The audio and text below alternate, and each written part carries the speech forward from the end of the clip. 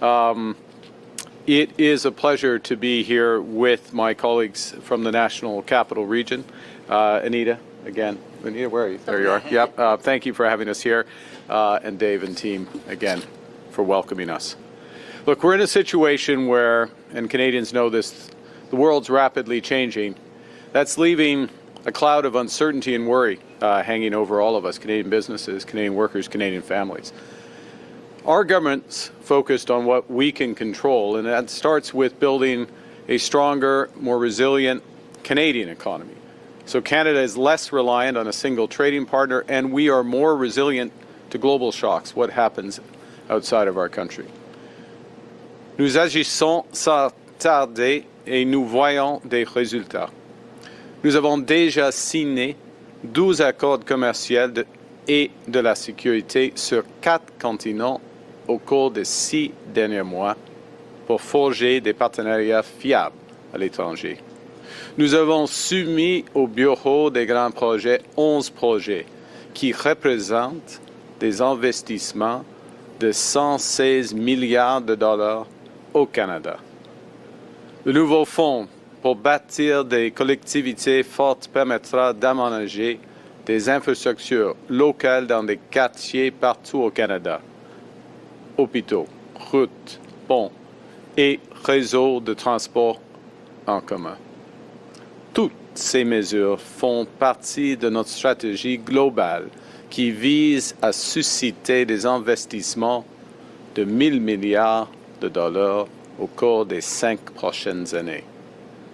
So we're starting to fundamentally transform our economy, building a stronger, more resilient, more independent Canada.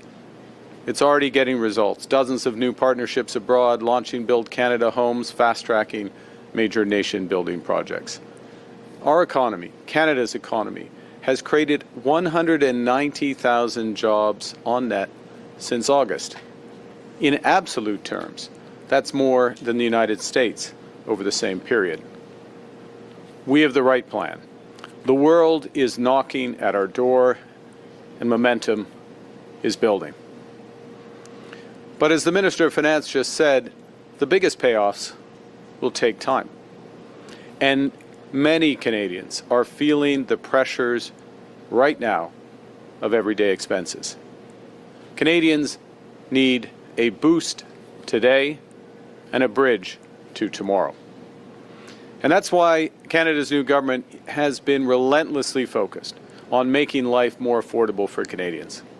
On day one, we canceled the consumer carbon tax, bringing down gas prices by 18 cents a litre.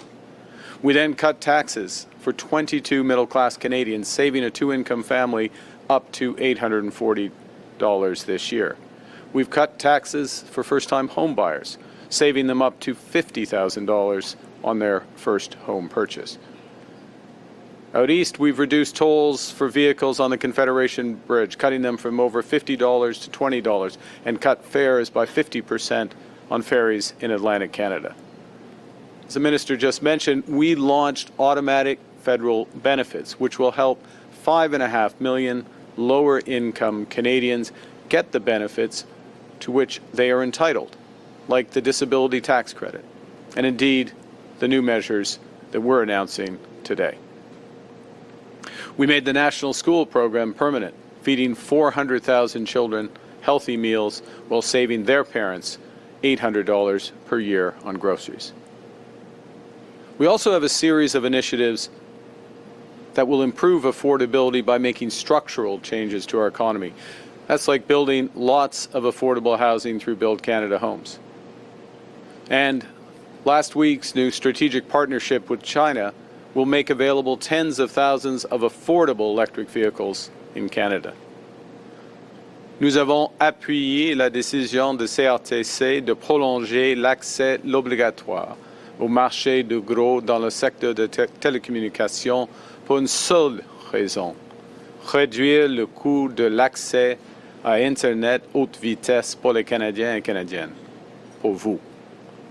Dans le budget 2025, notre gouvernement a protégé les programmes sociaux essentiels qui offrent à chaque Canadien une chance équitable de réussir. Les garderies, les soins dentaires et l'assurance médicaments.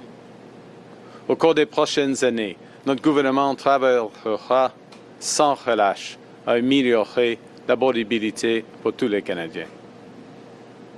Now, bigger picture, overall inflationary pressures are easing. The consumer price inflation rate is back in the Bank of Canada's target range, and average wages in our country have consistently grown faster than the rate of inflation since this government took office. Fees for childcare across Canada have dropped by around 35% over the last 3 years, thanks to our childcare program. The average cost of cell services has fallen by more than 40% since 2020. That is, if you're able to switch plans.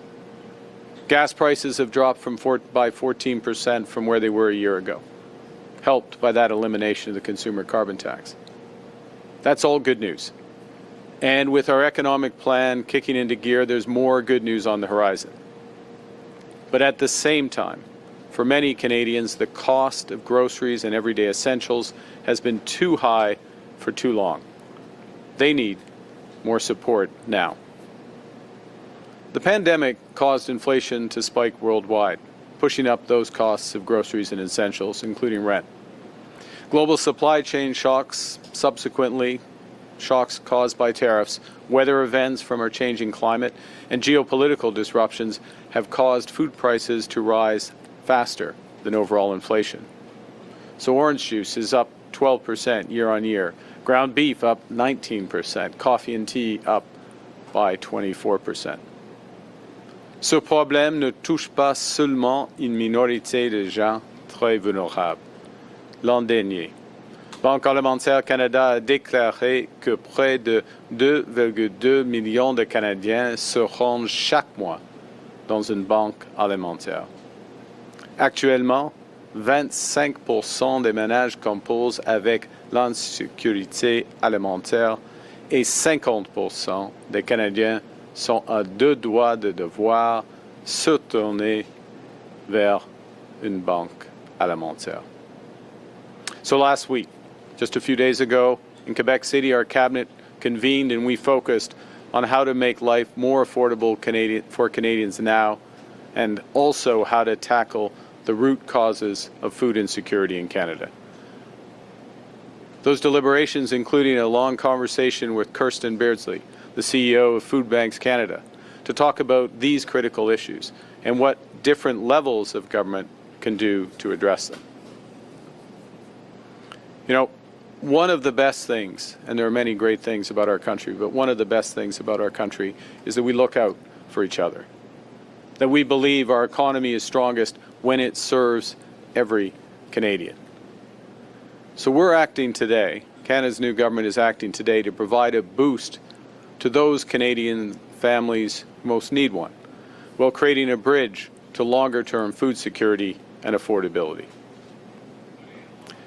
Everyone pays the same GST on items that they buy, no matter how much money they make.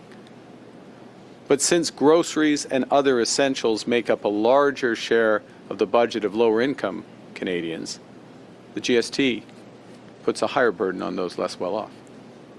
The GST credit has helped to make our tax system fairer by returning a portion of the federal sales tax to Canadians with lower incomes, providing relief for people who feel the extra cost at the checkout most acutely.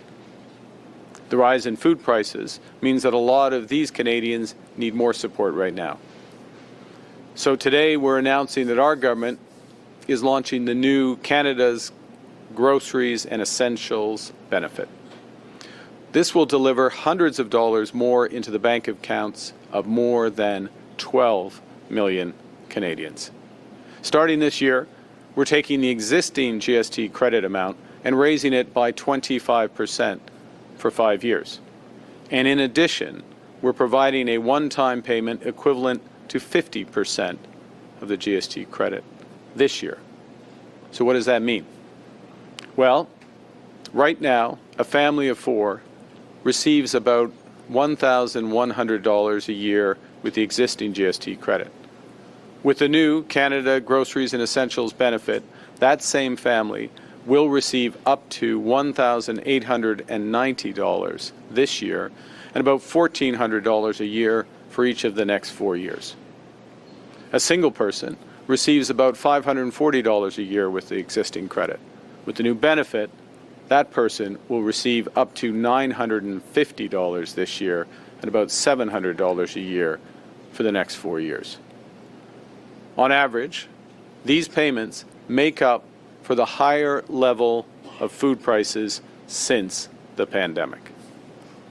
In parallel, we're working to address the root causes of inflation and working on longer-term solutions to bring down the cost of groceries in Canada. That starts by improving the resilience of our supply chains.